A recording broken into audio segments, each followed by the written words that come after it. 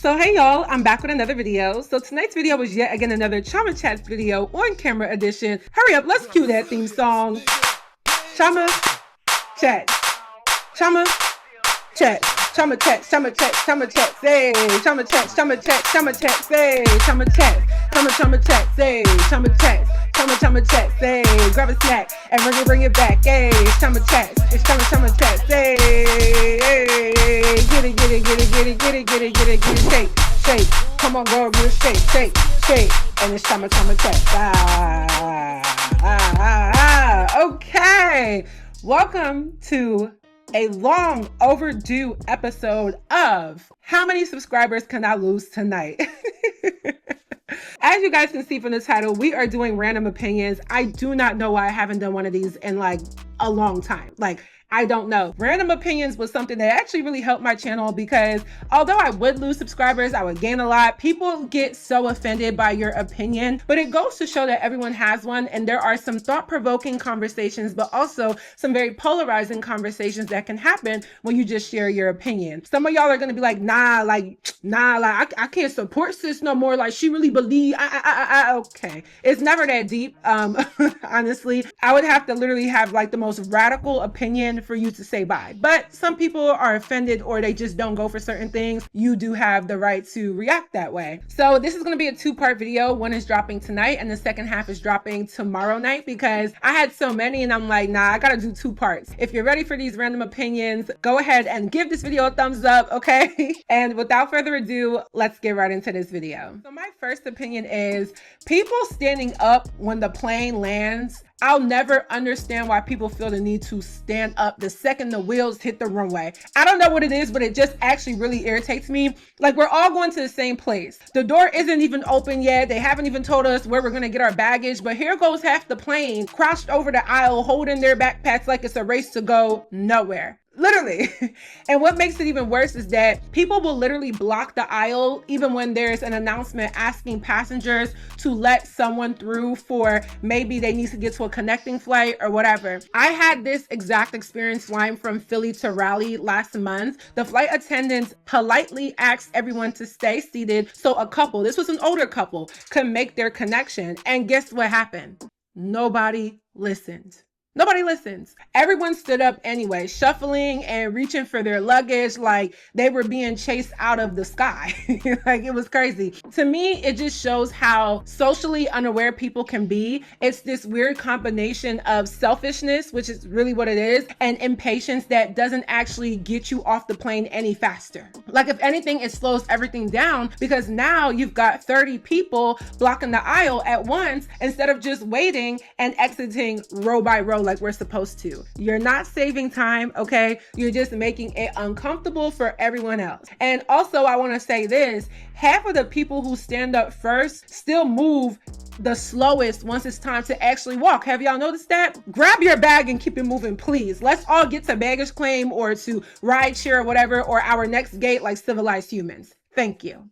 So y'all know I love finding ways to relax and unwind after a very busy day of editing, of research, and all the things I do, because y'all know I'm always very busy. And honestly, solitaire games are my favorite, no lie. I actually play them daily, but I just discovered one that completely takes it to the next level. It's called Solitaire Grand Harvest, and trust me y'all, it is not your regular solitaire game. What makes Solitaire Grand Harvest so unique is that it combines the classic card game that we already love with this amazing farming adventure. You get to grow your own farms, take on side missions, help animals, which is always great, and even collect cards to unlock rewards. It's a mix of strategy, creativity, and just pure fun that honestly keeps me coming back over and over again. One of my favorite parts is customizing my farm.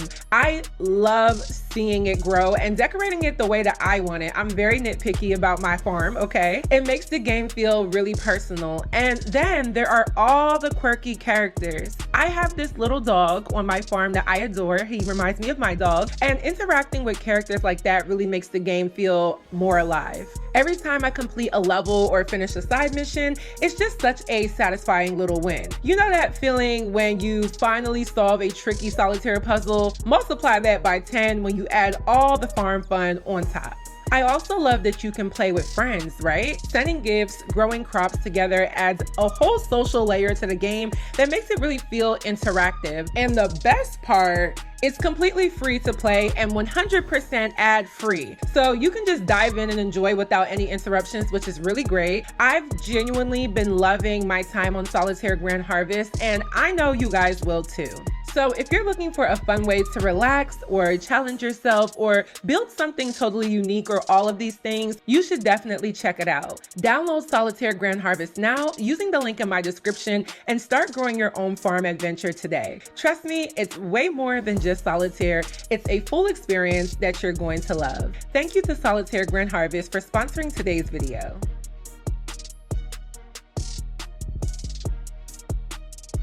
Now, moving on to number 2, Meatball and Amber Portwood look alike. Okay, I know this is random. Okay, it's just a random observation.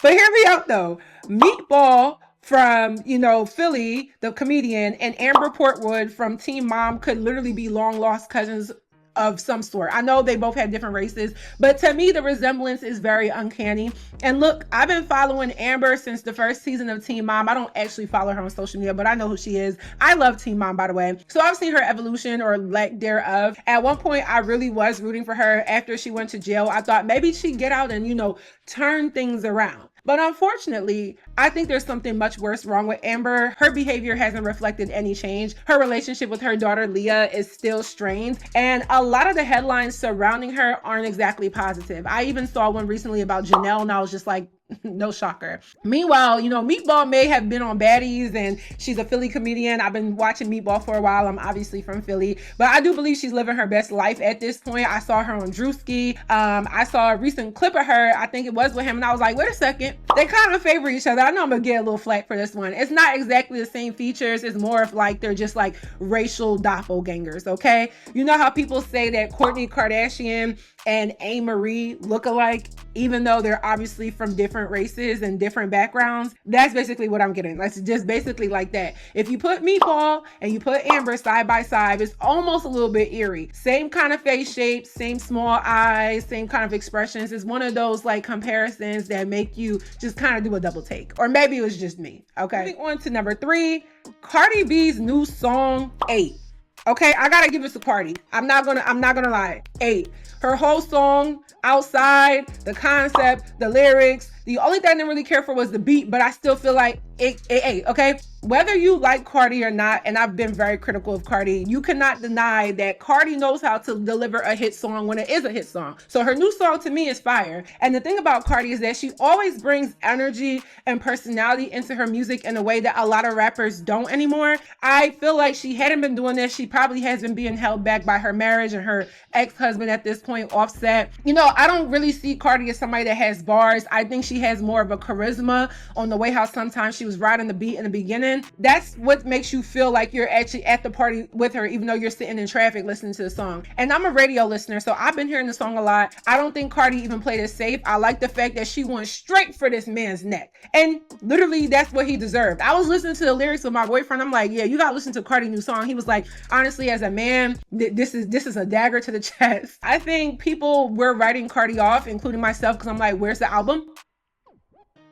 Where's the album? I'm waiting for it. I do want to hear it though. And we've been kind of writing her off as loud or messy because of her online persona, which I think is fair. But musically with this one, I don't think she missed with this one. I think this one has been something we've been hearing. I guess you could say it's a mainstream banger for this new track, but I think this was a good way to get back into people's faces. Moving on to number 4, saying the Africans in regards to, I guess, like getting your hair braided at the African braiding shops isn't offensive. Okay. I feel like people overcomplicate this one. I'm African. I'm Nigerian. I even say like, oh, we can go to the Africans. We can go to the Africans to get our hair braided. Oh, I went to the Africans. Oh, where'd you get your hair braided? I went to the Africans. Maybe I'm, I don't even know how to say it, but I don't think it's offensive. I've never been offended by that. And I feel like some Africans are trying to make it an offensive thing when In reality, people are not saying it to be offensive. It literally says African hair braiding shop on most of these people's stores. Yes, language matters, and yes, context matters, but saying that Africans in a neutral way really isn't this deeply offensive term that some people make it out to be. If someone said the Europeans or the Asians, nobody would blink. And we say the Asians all the time. Oh, we're going to the Chinese store. That's what we say. It only becomes problematic if it's being used in a condescending or dismissive way, which I don't think it is in this case when people say this. Sometimes we're just quick to over police language that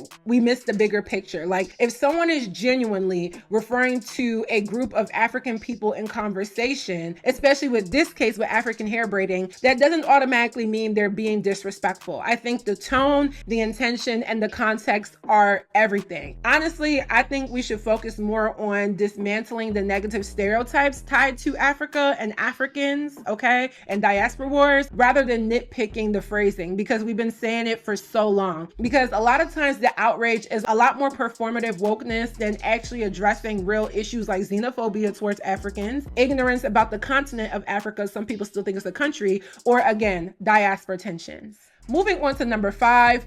All airlines should have Wi-Fi. Y'all can tell I've been on planes a lot this summer. I am so tired of flying without Wi-Fi. It feels like a crime in 2025. We live in a world where we can stream movies, we can send emails. You literally can even run a business from a phone on the subway, Yet somehow, airlines still make you wait until you land to scroll on Instagram or watch TikTok, or make you pay crazy amounts. Why would I pay $13.99 for a 1.5 hour flight to be on Wi-Fi? No. You lost me. Imagine the lost productivity, the boredom endured, and the missed texts and emails when you're, flying that you could get. Even if it is expensive, like I've said, I think I was on a Frontier flight and it said $13.99. I was like, Wi-Fi should be a standard service on every flight. And it's not really just about entertainment. I think it's just a connectivity in a modern world where everyone is trying to manage work, manage school, and manage life simultaneously. Honestly, airlines without Wi-Fi feel like they're still living in the 1990s, And to me, it is genuinely frustrating. Moving on to number 6, people hated on Simone Biles' marriage because they couldn't believe that she could pull an attractive man, and I believe it was all rooted in colorism. Period, point blank. Honestly, the backlash Simone received about her marriage, whether it came to her hair or the man she married, was very, very telling of some of the biases that exist in society. And I'm gonna wake this one up. People couldn't wrap their heads around the idea that a woman of her skin tone and her looks, who is immensely talented, immensely accomplished, could end up with someone who people say is conventionally attractive. That disbelief is rooted in colorism. I don't care. Whether light-skinned Black individuals are often unfairly viewed as more desirable, I think that's what it was. It's ironic because Simone is obviously successful, right? She's very disciplined, she's very accomplished, yet that didn't shield her from this type of scrutiny. Remember what people were saying about her hair and still continue to say things about her. The comments weren't about her relationship choice. I think they were about her worthiness or likeliness based on color, which is very problematic. You rarely see white women or lighter skinned women of color getting this type of criticism for simply dating someone who is attractive. Her husband is an NFL player.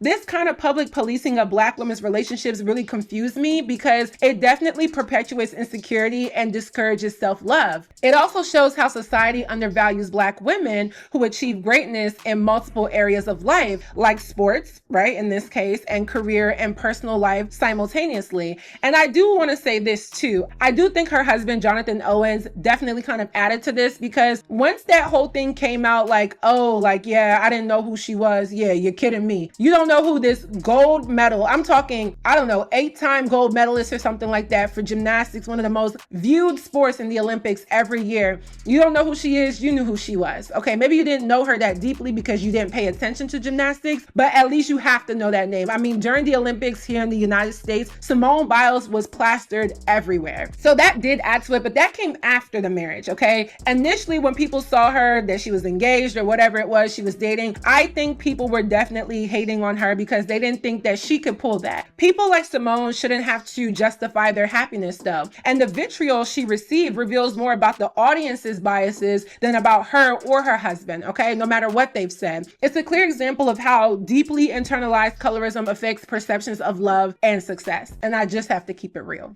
Moving on to number 7, putting on foundation with your fingers is nasty. I know this might sound dramatic, but just hear me out. Putting foundation on with your fingers, rubbing it in. Like, I see people be like, to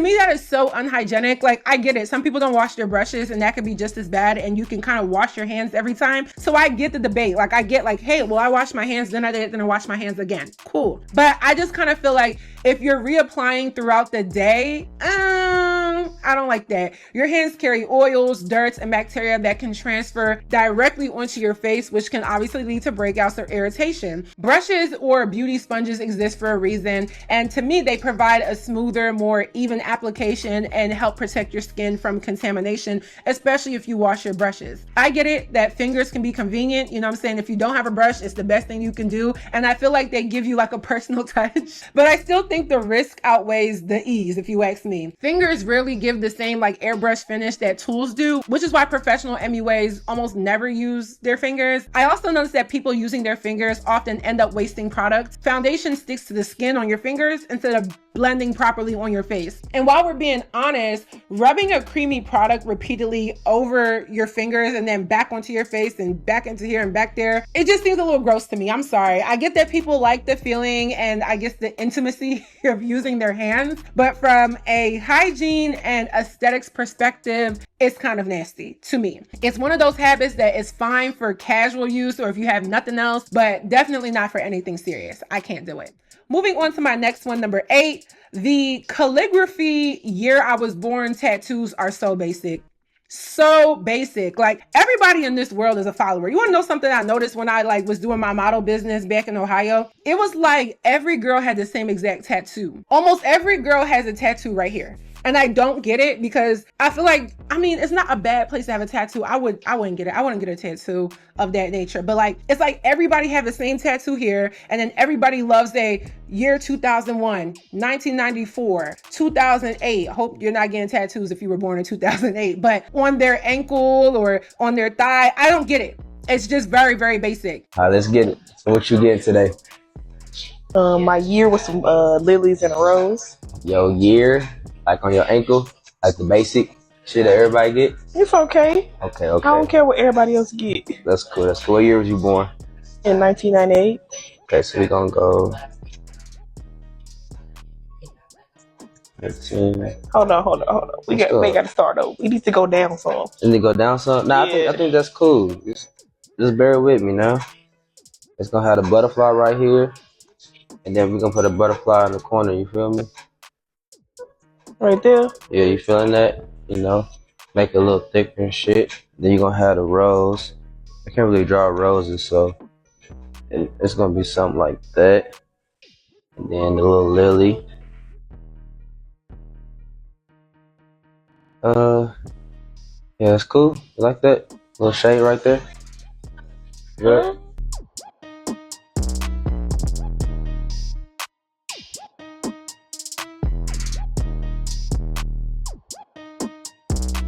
Putting your birth certificate on your body is a bit odd, okay? And I feel like people just don't have creativity when it comes to tattoos like I used to see and just want what everyone else has. I feel like 3 out of every 10 girls I meet has that tattoo. And maybe one of y'all watching have that tattoo. No offense. I can't be the only one who notices this trend. Calligraphy birth year tattoos are everywhere. And it just feels like people just follow trends without thinking much about the meaning behind their body art. Have y'all noticed that?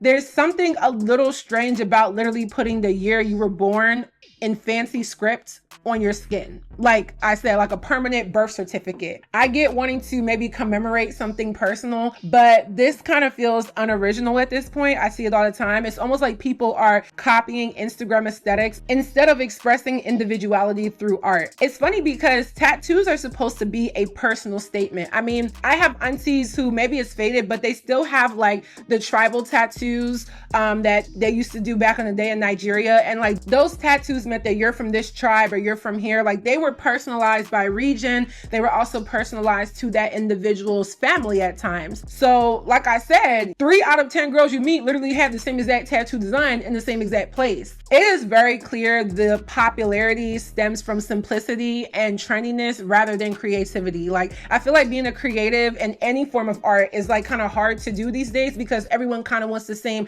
cookie cutter thing. I also noticed the placement is often predictable. Like I said, wrist, collarbone, ankle, or forearm. This trend doesn't really allow for like any personal flair or storytelling. I see a lot of cool tattoos, but not really. I think tattoos should reflect a meaningful experience, belief, or moment in life, or a person, and this trend to me just misses the mark. And I just can't believe that so many people said, oh yeah, calligraphy 1997, I'm gonna go get that. Don't get me wrong, okay? If someone genuinely wants it, that is their choice. You know, I gotta be a little bit nice here. But when the design has become so ubiquitous, you like that? You like that word? It loses any uniqueness or significance, if you ask me. It's one of those trends that make me wish people would think just like a bit harder or a bit longer before inking something permanent on their body. Now, moving on to my 9th and final one for this video. This one is for all my Nigerians. This one is for all the Africans too. Please chew your fufu, please. Chew your fufu, please. Please chew your fufu. Why did anybody tell people like, yeah, I should take this pounded yam, this gari, place some for my mouth and chop them. No chew, no, not just swap. No. I know this might sound funny, but it does really bother me when people don't chew fufu. I don't know why. Fufu obviously is a staple in many African households, and the texture and the flavor are meant to be enjoyed through proper mastication, if you will, okay? Eating it in big lumps or swallowing without chewing it not only affects your digestion, okay, but also shows a lack of appreciation for the cultural practice and the flavor of the food. I mean, come on, a goosey soup. One of our interns here, she said that you make music for gays. I do. I'm not the intern. I mean, she looked at me like... What's wrong with that? Nothing at all. Nothing's wrong with it. So? No, I'm saying what now? I guess it's not disrespectful to the tradition when people don't take time to eat it the way that's intended, but I personally feel like you're just missing out on the flavor. Chewing fufu allows you to enjoy the nuances of its texture and taste, which are subtle, but are also integral to the experience. There's also the social element. If you're eating with elders or maybe at a family gathering, sloppy eating can be perceived as rude, which I think happens when you don't chew your food. And beyond etiquette, chewing properly also helps you avoid choking or stomach discomfort because fufu can be very dense and sticky, right? I get that some people are used to just swallowing things fast, but part of eating fufu is slowing down and just savoring its beautiful taste, especially the soup. To me, it's about respect for the food, the cook, and the culture behind it, okay? Chewing your fufu isn't just a dietary suggestion. It's a small act of mindfulness and appreciation for the food. That's just my opinion. So that is it for all the opinions. I don't know how many subscribers I might have lost. This one is a little bit more mild. Part 2, I'm gonna get a little bit crazy, okay? I just had to ease y'all. Like my girl Nikki said, you gotta prep them for it. You can't give it to them dry. You gotta prep them first. So I hope you all enjoyed my random opinions. Please let me know some of your opinions down below as well. I would love to hear from y'all. Let me know what you think about mine. Don't forget to check out our sponsor, Solitaire Grand Harvest. You all can start growing your own farm adventure today. So thank you to Solitaire Grand Harvest for sponsoring today's video. And last but not least, don't forget to follow me on all of my social media networks, and I will see y'all in my next video. Bye, y'all.